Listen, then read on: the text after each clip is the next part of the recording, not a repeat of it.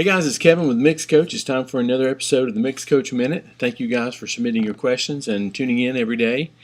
This MixCoach Minute is brought to you by MixCoach Member. It's an online mixing community designed to help you be the best mixer you can possibly be by giving you new songs every month, by giving you feedback, by giving you an awesome community that's geared to help each other and help you to be a great mixer. So check it out, MixCoachMember.com.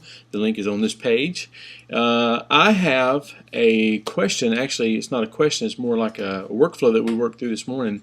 I'm working with a friend to teach him to mix here at my studio, and we hit a couple of issues this morning that I wanted to just make sure that you knew about. The question was, when do you start automating a mix? When do you automate a mix? And the question, a very honest question from someone who probably hasn't mixed a ton.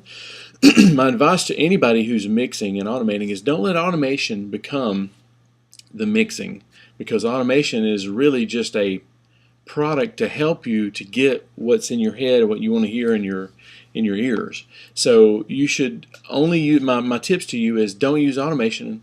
Don't use automation unless you have to. If you have, let's just say for instance, you have a snare drum that one hit is louder obviously than the rest of the song, then my advice to you would be to cut the hit out and replace it with a smaller hit, or do it offline. Grab it, put it in Audio Suite or whatever you're in your DAW, whatever you can do there, and you clip gain, which is a new feature in Pro Tools that finally came out that a lot of other people have been able to do. Take the clip and automate that down offline so that your faders are not moving around, but it's actually an offline edit. So for example, if you have one snare that's louder, don't automate the whole track of snare to fix that one thing. Replace that one snare or fix the one snare offline, because later in the mix as you go, you're going to want to listen with more finely tuned ears, more finely tuned ears. So at the end of the song, if you decide that your snare is half a dB too loud, you want to be able to grab the snare and pull it down a half a dB while you're still in your creative state and not in an analytical state of like, okay, hold on right there, the snare's too loud, what do I need to do to fix the snare? You don't want to go there because you want to stay in your creative mind as long as you can. So don't automate unless you need to. Now, things that need to be automated: vocals, background vocals, maybe guitar fills, maybe string lines and horns and things like that. Sometimes they need to be automated, but here's my second point: automate as late as possible.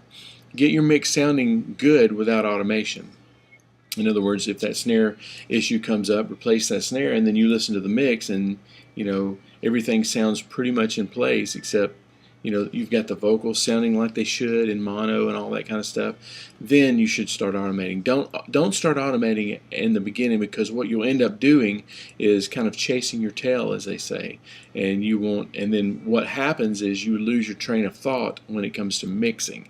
And the most important thing is the way it sounds, not the faders moving around, even though that is cool and it will impress your mother or your brothers or your sister or whatever, but you're not really mixing for them, you're mixing for your clients, and they don't really care anything about seeing the faders jump around either. So make sure it sounds good first. So automate as late as possible and as little as possible, okay?